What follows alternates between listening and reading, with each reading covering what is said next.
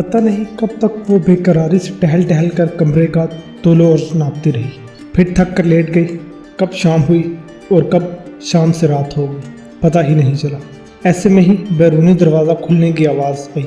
सलमान ने घर में कदम रखा तो घर में फैले अंधेरों से कुछ घबरा गए। ओह, ये दोनों माँ बेटियाँ कहाँ चली गई? इन्होंने खुद से सवाल किया और लाउंज की लाइट जलाई। इधर उधर देखा, सब कुछ वैसा ही था, बस वो दोनों नहीं थी। ऐसा पहले कभी नहीं हुआ। वो कहीं भी जाती हैं तो इन्हें फ़ोन करके बता देती थी। आज तो कोई इत्तला नहीं दी इन्होंने। उनके जहन में कुछ खटक रहा था। बेडरूम की जाकर लाइट जलाई तो वहाँ रबिया भी नहीं थी। वो पलट कर फिर लाउंज में आ गए और रबिया और सारा को आवाज़ें दी। घर खाली है, वो दोनों घर में मौजूद ही नहीं है तो फिर आवाज़ें देने से क्या होगा? कहीं गई होंगी, आ जाएंगी। जोनी जो उनके साथ ही घर में दाखिल हुई थी उनका हाथ थामते हुए बोली, लेकिन वो कभी इस तरह जाती नहीं है। पता नहीं क्या बात है, उन्होंने फिक्रमंदी से कहा तो जोनी मुस्कुराई। जो बात कभी नहीं हुई हो वो कभी ना कभी हो भी सकती है। जैसे हमारी शादी बज़ाहिर मुमकिन नहीं थी लेकिन हो गई है ना। वो ज़ोर से हंसी। हंसते हुए वो ज़रा सा घूमी तो इसकी नज़र सारा पर पड़ी। वो अपने बेडरूम के दरवाजे पर खड़ी इसको कीना तोड़ नज़रों से घूर रही थी। इसकी मुंतशिर हालत देखकर जोनी को एक झटका सा लगा और इसका कहकहा गले में ही दम तोड़ गया। सलमान भी इसे देखकर चौंक कर रह गए। सारा, तुम सो रही थी इतनी देर से? तुम्हारी मामा कहाँ गई? उन्होंने सारा से पूछा तो वो चेहरे पर अजीब से तासुरात लिए इन्हें देखते हुए आगे बढ़ी। इसका रुख जोनी की तरफ था। वो हल्के हल्के कदम बढ़ाती हुई इसके नज़दीक आई तो इसके तासुरात से जोनी कुछ बौखला सी गई। सारा इसके बहुत नज़दीक आकर रुक गई और अचानक इसने हाथ उठाकर पूरी ताकत से एक थप्पड़ जोनी के गाल पर रसीद किया। इस थप्पड़ के ज़ोर से जोनी का सर घूम गया और गाल पर चिंगारियाँ सी फूट पड़ी। सारा, ये क्या बदतमीजी है? होश में हो या नहीं? सलमान गुस्से में सारा पर चिल्लाए तो इसने आतिशी नज़रों से इन्हें देखा। काश मैं ये बदतमीजी आपके साथ भी कर सकती, इसलिए कि इस बेहूदगी में आप भी बराबर के हिस्सेदार हैं। ये तो है ही बेशर्म और बेगैरत, लेकिन आपको भी शर्म नहीं आई? बेटी के बराबर की लड़की से अफेयर चलाते हुए घटिया इंसान, इसने चिल्ला कर कहा तो सलमान से बर्दाश्त नहीं हुआ। उन्होंने भी सारा को थप्पड़ मार दिया और इस थप्पड़ ने सारा को गुस्से में और भी आग बगोला कर दिया। अब इसने जोनी को निशाना बनाया और जो चीज़ हाथ में आई इसने पूरी कुव्वत से फेंक कर इसे मारना शुरू कर दी। जूते, शोपीस, बर्तन, गुलदान और हर वो चीज़ जो इसकी दस्तरस में थी। कुछ चीज़ें इसे लगी और वो जख्मी भी हुई, लेकिन फिर वो सलमान के पीछे छुपने की कोशिश करने लगी। पर सारा के गुस्से की जद से बचना इतना आसान नहीं था। गुस्सा भी वो जिसमें बेइंतहा नफरत शामिल थी। जोनी समझ गई कि अब वो यहाँ नहीं ठहर सकती, इसलिए इसने आफियत इसी में जानी कि वो घर से भाग जाए और इसने ऐसा ही किया।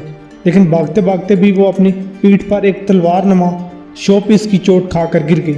इसकी चीज़ सुनकर सलमान को लगा कि मामलात इनकी गिरफ्त से दूर हो रहे हैं। वो चिल्लाए, सारा पागल हो गई हो? इसे मार दोगी क्या? हमने शादी की है, कोई गुनाह नहीं किया।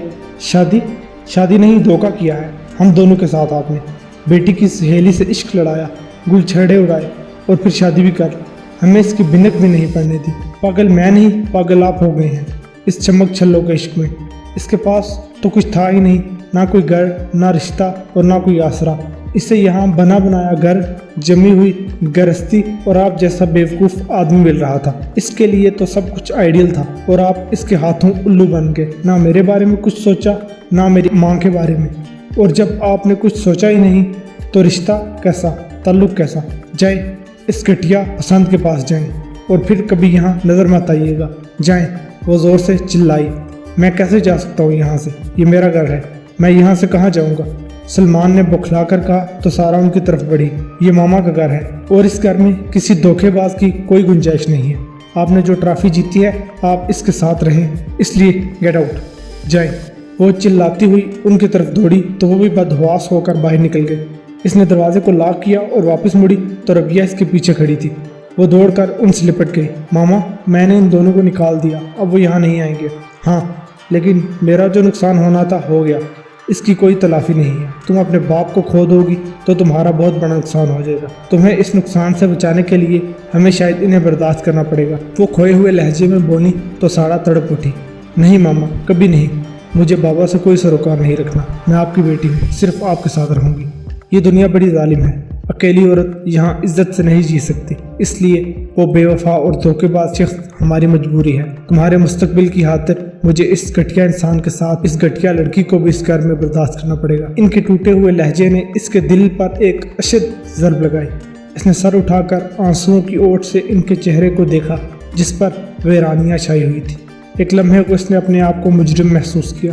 وہ اگر اپنی ماما کے خدشات اور شبہات کو رد نہ کرتی، اس پر دھیان دیتی اور زونی کو اس کے حد میں رکھتی تو آج یہ سب نہ ہوتا جو ہوا۔ اس سارے سانحے کی ذمہ دار صرف وہی ہے۔ سوچ کا ایک کوڑا اس کے احساس پر پڑا تو وہ وہیں ساکت ہو گئی۔ یہ میں نے کیا کر دیا؟ وہ خود اپنی عدالت میں کھڑی تھی۔ نیند تو انہیں تمام رات آنی نہیں تھی۔ کروٹیں بدلتے بدلتے جب وہ تھک گئی تو وضو کر کے تہجد کے لیے کھڑی ہو گئی۔ انہیں سمجھ میں نہیں آ رہا تھا کہ اللہ سے کیا کہیں، کیا مانگیں۔ بالکل خالی ذہن کے عالم میں وہ جائے نماز پر بیٹھی رہی۔ پھر فجر ہو گئی، وہ نماز بھی اسی عالم میں ادا ہو گئی۔ ذہن سوچنے سمجھنے کی صلاحیت کھو بیٹھا تھا۔ وہ اٹھ کر کمرے سے باہر آئی تو روشنی ہو گئی۔ انہوں نے سارا کے کمرے کا دروازہ تھوڑا سا کھول کر دیکھا تو وہ سو رہی تھی۔ وہ باہر لان میں نکل گئی۔ نہ جانے کب تک بے حیالی کے عالم میں ٹہلتی رہی۔ سورج سر پر آ گیا۔ دھوپ اچھی خاصی تیز تھی لیکن انہیں بالکل احساس نہیں ہوا۔ پھر خود ہی ان کے قدم واپس اندر کی طرف آئے تو انہوں نے دوبارہ سارا کے کمرے کا دروازہ کھول کر جھانکا۔ وہ اسی طرح سو رہی تھی۔ اتنی دیر ہو گئی ہے، یہ اب تک کیوں سو رہی ہے؟ انہوں نے آگے بڑھ کر اس کے کمبل کا کونا ہٹایا تو وہ سو رہی تھی۔ بہت گہری نیند، اتنی گہری کہ جس سے کبھی کوئی بیدار نہیں ہوتا۔ چہرہ بے رنگ، نقوش اکڑے ہوئے اور ہونٹ نیلے۔ انہوں نے گھبرا کر اس کی ناک پر ہاتھ رکھ کر سانس کی حرکت کو محسوس کرنا چاہا لیکن وہ منقود ہو چکی تھی۔ کان کے نیچے انگلیاں رکھیں اور نبض کو بچھوا، لیکن وہاں ایک مکمل سکوت تھا، ایسا دل ہلا دینے والا سکوت کہ ان کی اپنے سانسیں رکنے لگی۔ انہوں نے پورا منہ کھول کر سانس لینے کی کوشش کی تو ایک زوردار چیخ ان کے حلق سے خارج ہوئی اور وہ سارا کہتی ہوئی اضطرابی کیفیت میں باہر کی طرف بھاگی۔ ماسی دروازے پر کھڑی ہوئی تھی۔ وہ ان کی غیر حالت دیکھتے ہوئے انہیں سنبھالنے لگی۔ باجی کیا ہوا باجی؟ لیکن ربیہ کے لبوں سے سارا کے علاوہ کچھ نہیں نکل رہا تھا۔ ماسی نے بھاگ کر سارا کو دیکھا اور وہ بھی ہائے ہائے کرتی ہوئی باہر بھاگی۔ تھوڑی دیر میں پڑوسیوں سے گھر بھر گیا۔ سارا مر چکی تھی، ربیہ بے ہوش تھی اور سلمان صاحب کو کوئی پتہ نہیں تھا کہ کہاں ہے۔ وہ سب پریشان تھے کہ کیا کریں۔ پھر انہوں نے ربیہ کو ہسپتال پہنچایا اور سارا کو اس کی آخری منزل تک، کیونکہ زیادہ دیر تک اسے رکھا نہیں جا سکتا تھا اور ان کے رشتہ داروں کا ان لوگوں کو کچھ پتہ نہیں تھا۔ ربیہ کے ایک ہی بڑے بھائی تھے جو نیو یارک میں رہتے تھے۔ انہوں نے ربیہ کی اسپانسرشپ کروائی تھی اور وہ گرین کارڈ ہولڈر تھی۔ انہیں جب یہ سب معلوم ہوا تو انہیں بہتر لگا کہ وہ انہیں اپنے ساتھ امریکہ لے جائے، اور وہ آئے تو انہیں اپنے ساتھ ہی امریکہ لے گئے۔ دروازہ کھلنے پر سامنے ہی ڈونگ کی صورت نظر آئی۔ وہ کچھ گھبرا سی گئی۔ دروازہ کھلنے پر سامنے ڈونگ کی صورت نظر آئی۔ وہ کچھ گھبرا سی گئی۔ تم اتنی صبح اٹھ بھی گئے اور تیار ہو کر کہیں جانے کے لیے؟ خیریت؟ اس نے پوچھا۔ کیوں، تمہیں حیرت ہوئی؟ اور تمہاری حیرت پر مجھے حیرت ہو رہی ہے؟ کیا بات ہے؟ کچھ پریشان سی لگ رہی ہو۔ سب ٹھیک ہے نا؟ ڈونگ نے اس کے چہرے کی طرف غور سے دیکھتے ہوئے پوچھا تو اسے احساس ہوا کہ اس وقت کوئی بے پرواہی اسے کتنی بھاری پڑ سکتی ہے۔ اس لیے فوری طور پر اس نے ایک لمبی سانس لی، ہلکے سے مسکرائی۔ کتا تھا، نہ جانے کیوں میرے پیچھے پڑ گیا۔ میں گھبرا گئی، اس سے بچنے کے لیے مجھے دوڑ لگانا پڑی۔ اس لیے تم بتاؤ، ناشتہ وغیرہ کیا تم نے یا میں بنا دوں؟ اس نے ڈونگ سے پوچھا۔ نہیں، مجھے ناشتہ نہیں چاہیے۔ تم کم کو اسکول چھوڑنے گئی تھی؟ واپسی میں کافی دیر ہو گئی تمہیں، ڈونگ نے مشکوک لہجے میں پوچھا تو اس نے بے پرواہی سے آگے بڑھتے ہوئے مختصر جواب دیا۔ ہاں، پچھلے ٹیسٹ میں کم نے میتھس کے پیپر میں بہت کم نمبر لیے تھے تو اس کی میتھس کی ٹیچر نے مجھ سے بات کرنے کے لیے روک لیا تھا۔ اسے میتھس کی تیاری کروانے کے بارے میں کچھ چیزیں بتانا چاہ رہی تھی۔ اسی سے بات چیت میں تھوڑی دیر ہو گئی۔ تم کھانا کھا کر جاؤ گے یا ابھی جا رہے ہو؟ نہیں، میں نکل رہا ہوں، وقت نہیں ہے کھانے کا، بہت کام کرنا ہے، وہ بھی بہت جلد، اس لیے مجھے جانا ہوگا۔ Okay bye. وہ اسے بغور دیکھتے ہوئے باہر نکل گیا۔ جوائے نے اطمینان کی ایک طویل سانس لی اور کمرے کی طرف چلی گئی۔ اب اسے کچھ ایسا شبہ ہو رہا تھا کہ ڈونگ کو شاید کچھ سنگن مل گئی ہے اور یہ چیز اسے اندیشوں میں مبتلا کر رہی تھی۔ اسے کچھ ڈر سا لگنے لگا، پریشان کن سوچے اسے ڈرانے لگی تھی۔ چلو 1-2 دن کی بات ہے، میں اس کے چنگل سے نکل جاؤں گا، بس اس وقت تک مجھے اس سے تھوڑا محتاط رہنا پڑے گا۔ اس نے سر کو جھٹکا اور اپنی کچھ ضروری چیزیں سمیٹنے کے لیے اٹھ کھڑی ہوئی۔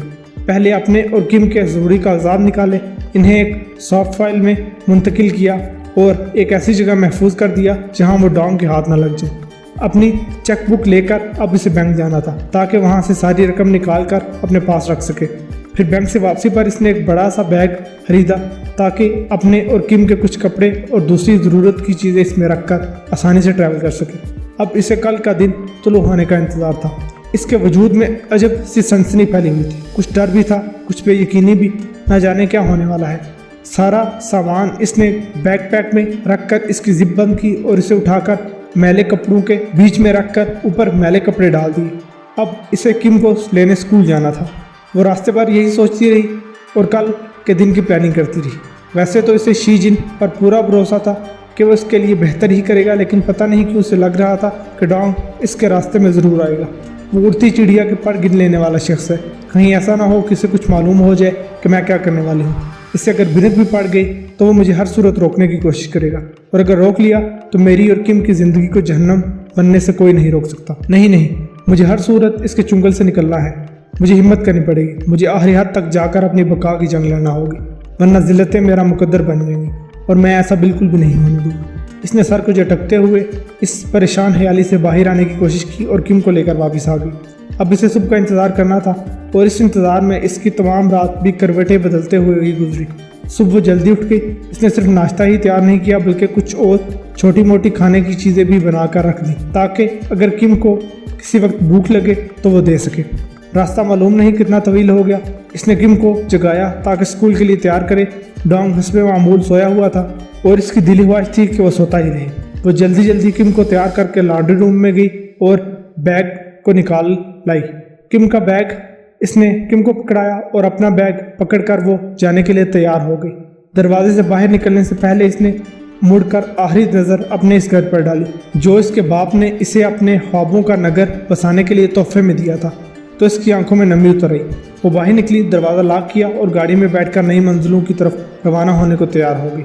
کچھ ہی دیر میں وہ کم کے ساتھ گاڑی میں جا رہی تھی۔ شی جن گاڑی چلا رہا تھا، اس کا بھائی کم کے ساتھ اور ویزلے پیسنجر سیٹ پر بیٹھے ہوئے تھے۔ جوائے کے دل میں عجیب طرح کے وسوسے اور پریشانی کی کیفیت ہلچل مچائے ہوئے تھے، اور وہ خاموشی سے بیٹھی ان سے لڑ رہی تھی۔ ایئرپورٹ شہر سے کافی باہر تھا۔ طویل سڑک تقریباً خالی تھی سوائے اکا دکا گاڑیوں کے جو ایئرپورٹ ہی جا رہی تھی۔ کم اپنے ویڈیو گیم میں مصروف تھا اور وہ خاموشی سے دور تک پھیلی ہوئی سڑک کو دیکھ رہی تھی۔ پھر اچانک اسے محسوس ہوا کہ شی جن کچھ بے چین سا ہے۔ وہ بار بار سامنے لگے ہوئے مرر میں پیچھے کا جائزہ لے رہا ہے۔ وہ گاڑی کی سپیڈ کبھی کم اور کبھی زیادہ کر رہا ہے۔ وہ کچھ چونکی ادھر ادھر کا جائزہ لینے پر اسے کوئی خاص بات نظر نہیں آئی سوائے اس کے کہ ان کی کار کے پیچھے کافی فاصلے سے دو کاریں آ رہی تھیں۔ ایک سیاہ 4 ویل ڈرائیو بھاری گاڑی تھی اور دوسری اس سے کچھ پیچھے ایک چارکول کلر کی عام سی گاڑی تھی۔ پھر اس نے اپنے ہم سفروں کا جائزہ لیا تو ان کے چہروں پر بھی سنجیدگی اور کھنچاؤ کی کیفیت بڑی نمایاں نظر آئی۔ اس نے چپکے سے زیانگ کو دیکھا تو وہ چپکے سے اپنے لباس کے اندر سے گن نکال رہا تھا۔ یہ دیکھ کر اسے معاملے کی سنگینی کا احساس ہوا۔ ویزلے بھی سنجیدگی سے سائیڈ مرر میں پیچھے آنے والی گاڑیوں کا جائزہ لے رہا تھا۔ کیا بات ہے شی جن، کچھ پریشانی ہے کیا؟ اس نے پوچھا تو اس کی آواز میں ہلکا سا خوف نمایاں تھا۔ نہیں بیبی، ہو سکتا ہے کہ میرا وہم ہو، لیکن مجھے لگ رہا ہے کہ پیچھے آنے والی دونوں گاڑیاں شاید ہمارا پیچھا کر رہی ہیں، لیکن ہو سکتا ہے وہ بھی ایئرپورٹ جا رہے ہوں۔ ہاں، ہو سکتا ہے کہ میرا وہم ہو، لیکن محتاط رہنا اچھا ہوگا۔ تم اور کم نیچے ہو کر بیٹھ جاؤ، اگر انہوں نے کوئی بدماشی کرنے کی کوشش کی تو ہم دیکھ لیں گے۔ بس تم کم کو اور اپنے آپ کو محفوظ رکھنے کی کوشش کرنا۔ بہتر یہ ہے کہ باہر سے نظر نہ آئے کہ تم دونوں بھی ہمارے ساتھ ہو۔ شی جن کی بات سن کر وہ پریشان ہوگی، لیکن اس نے ذہنی طور پر اپنے آپ کو کسی ناگہانی آفت کے لیے تیار کرنا شروع کر دیا۔ تھوڑی ہی دیر میں یہ چوہے بلی کا کھیل چلتا رہا۔ پھر سیاہ گاڑی نے سپیڈ بڑھائی اور وہ تیزی سے آگے آئی اور ان کی گاڑی کے سامنے آگے کچھ دور جا کر سڑک کو روک کر رک گئی۔